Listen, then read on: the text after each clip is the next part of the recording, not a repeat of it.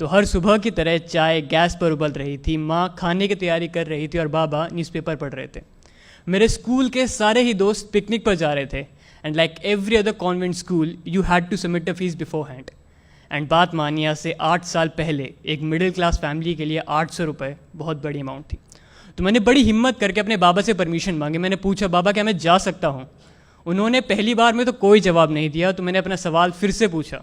इस बार उन्होंने न्यूज़पेपर हल्का सा नीचे करा, मुझे देखा और मना कर दिया। बाबा की आज तक कोई बात नहीं काटी थी, लेकिन उस दिन मैं अपने बचपने में ज़िद करने लगा। मैंने कहा, बाबा जाने दो ना, सब जा रहे हैं। उन्होंने गुस्से में कहा, मना कर दिया ना एक बार, समझ में नहीं आता। मैंने भी तैश में स्कूल बैग उठाया, साइकिल निकाली और फ़ौरन स्कूल चलाया।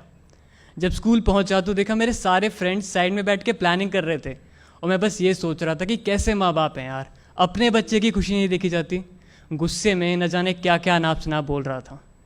खैर, वापस आने का रास्ता था जो महज 15 मिनट का था, उस रोज़ 1 घंटे में तय करा था। जब घर पहुंचा तो माँ ने पूछा, आज लेट कैसे हो गया?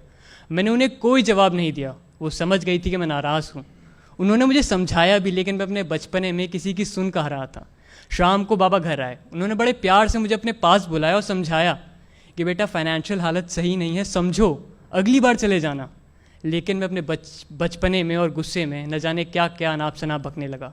शायद इतना कि उनका हाथ उठ गया था मुझ पे।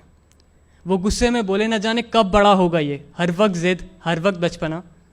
उस रात में खूब रोया था, शायद इतना कि रोते रोते खाली पेट ही सो गया था। जब रात में भूख से हल्की सी आँख खुली तो देखा माँ बाबा बात कर रहे थे। माँ ने बाबा से कहा, भेज देते हैं ना, साल में एक बार ही तो जाता है, वो भी खुश हो जाएगा। बाबा ने कोई जवाब नहीं दिया। वो बस उठे और बाहर टहलने चले गए थे। अब मुझे रात भर उतावलेपन में नींद तो नहीं आने वाली थी कि शायद अब सुबह पैसे मिल जाएंगे और मैं पिकनिक पर जा पाऊँगा। सुबह हुई, बाबा मेरे पास आए। उन्होंने मुझे पैसे थमाए और कहा, ये लो, पिकनिक पर चले जाना। एक पल को मेरी खुशी का ठिकाना नहीं था। मैंने फ़ौरन साइकिल निकाली और स्कूल की तरफ चल दिया। घर से थोड़ा दूर पहुंचा था कि याद आया, जो तावलेपन में लंच तो घर भूल गया है। वापस घर आया तो देखा माँ बाबा फिर से बात कर रहे थे। माँ ने बाबा से पूछा, पैसे कहाँ से आए? बाबा ने कोई जवाब नहीं दिया। माँ ने फ़ौरन बाबा की सूनी कलाई देखी और कहा, घड़ी बेच दी क्या? बाबा ने कहा, क्या फालतू की बातें कर रही हो, ऑफिस के लिए लेट हो रहा है, खाना बांध दो।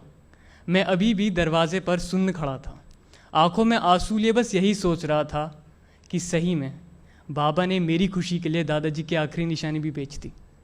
क्या सही में मेरा सैर सपाटा उस घड़ी से ज़्यादा ज़रूरी था? खैर, मैं स्कूल आया वापस। अब पिकनिक पर जाने का मन नहीं था।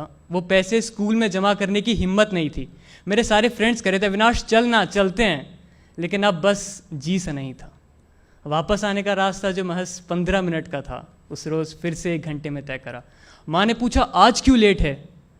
उस रोज़ गुस्से में जवाब नहीं था और आज शर्म से।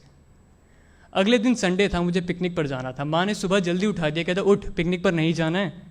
मैं सवेरे से ही आलस कर रहा था। आज चाय फिर गैस पर उबल रही थी। आज फिर कुछ बात करने का मन था। बाबा न्यूज़पेपर में मशगूल थे, जैसे कुछ हुआ ही ना हो। मैं उनके सामने बैठा। उन्होंने अपने पुराने अंदाज में न्यूज़पेपर हल्का सा नीचे करा, मुझे देखा और पूछा, नहीं जा रहा है क्या? मैंने फ़ौरन जेब में से एक डब्बा निकाला और उनकी तरफ आगे बढ़ाया। उन्होंने पूछा, इसमें क्या है? मैंने कहा, आप खुद देख लो। अब उनकी आंखों में भी हल्के हल्के से आंसू थे। वो घड़ी तो नहीं, लेकिन उससे कुछ मिलती जुलती घड़ी तो थी। वो अपने आंसू न्यूज़पेपर में छुपा रहे थे। इतने में माँ चाय लेके आई। उन्होंने सब देखा। माँ बाबा ने अपने पास बुलाया, गले से लगाया और कहा, आज हमारा बेटा बड़ा हो गया। तो हम शायद कभी कभी अपने बचपने में अपने माँ बाप का प्यार, वो सैक्रिफाइस, वो सब भूल जाते हैं, लेकिन वो कभी भी हमारे लिए अपना प्यार कम नहीं होने देते हैं। So from this stage, I just want to say one thing. I love you, Mom, Dad, and thanks for all the sacrifices you've ever done for me.